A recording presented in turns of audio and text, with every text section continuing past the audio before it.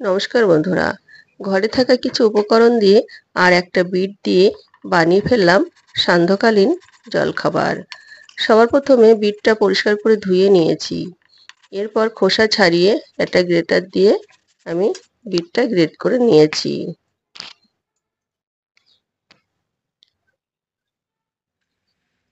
আর একটা আলু সিদ্ধ করে নিয়েছি, সেটা একটি কাঁটা চামচ দিয়ে আলুটি ম্যাশ করে নিয়েছি।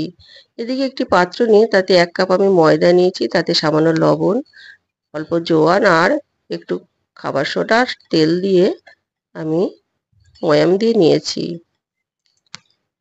এবার জল দিয়ে মাখিয়ে একটি ডো তৈরি করে নিয়েছি। এদিকে কড়াইতে তেল দিয়েছি, আমি এখানে সর্ষের তেল ব্যবহার করেছি। তাতে দিয়েছি সামান্য কালো জিরে ফোড়ন আর কুচনো পেঁয়াজ দিলাম, কুচনো রসুন। একটু নেড়ে চেড়ে সামান্য লবণ হলুদ দিয়ে হালকা লালচে ভাব করে ভেজে নেব।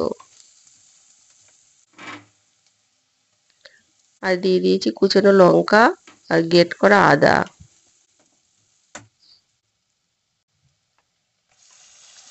এবার গ্রেট করা বিটগুলোকেও দিয়ে দিলাম, দিয়ে আবার একটু ভালো করে নেড়েচেড়ে একটু কষাতে থাকবো। এবার স্বাদ অনুযায়ী লবণ দিয়েছি, ম্যাশ করা আলু দিয়ে দিলাম, আর দিয়েছি বাদাম ম্যাশ করে রেখেছিলাম সেটি দিয়ে দিলাম, আর দিয়েছি কুচনো ধনেপাতা, সামান্য হলুদ দিয়ে আর দিলাম চাট মশলা। ভালো করে কষিয়ে নামিয়ে নেব। এবার একটি বেলনা পিঁড়েতে আমি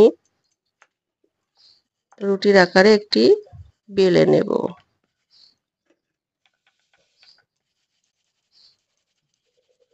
পাতলা করে বেলতে হবে।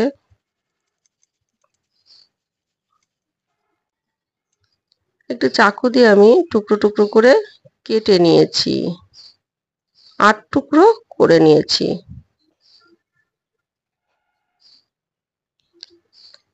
এবার একটি চামচ দিয়ে ওই যে পুরটা করে রেখেছিলাম সেই পুরটা এক একটা টুকরোতে ছড়িয়ে দিয়েছি, দিয়ে রোলের আকার করে পেঁচিয়ে নিয়েছি।